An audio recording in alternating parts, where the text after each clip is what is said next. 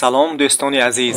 халқи тоҷик бузургони зиёдеро дар оғӯшаш парваридааст ки онҳо барои пешрафт ва мондагор мондани ин халқи бузург хизматҳои зиёде карданд.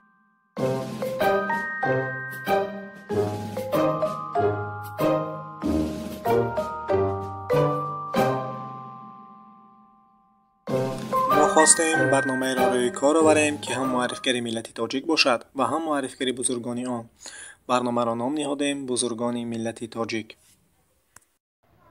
абу абдуллоҳ ҷаъфари рӯдакӣ соли 858 дар деҳаи панҷруди шаҳри панҷакенди ҳозира ба дунё омадааст. дар кӯдакӣ рӯдакӣ хеле ҳам зеҳни борою қавие дошта ва қуръонро дар синни 8-солагӣ куллан азбар намудааст.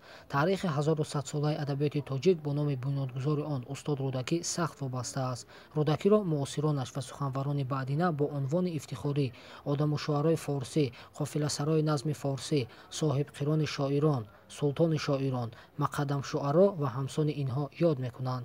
асосгузор ва сардартаи адабиёт аслан маънои онро надорад ки пеш аз дигарон асар эҷро карда бошад. устод рӯдакӣ бо хидматҳои бузургаш ба ин мақоми таърихӣ расидааст. рӯдакиро яке аз асосгузорони жанрҳои назми форсӣ, достон, рубоӣ, қасида, байт ва ғазал пазируфтаанд.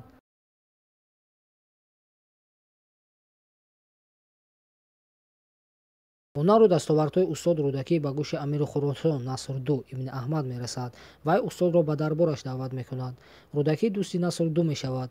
рӯдакӣ бо ташаббуси абулфазли балъамӣ ки аз соли 892 то соли 938 вазир буд ба бухоро ба пойтахти сомониён даъват шуд. рӯдакӣ дар он замоне ки давраи рушди болоравии худшиносии халқи тоҷик буд даъвати балъамиро ба ҷон пазируфт.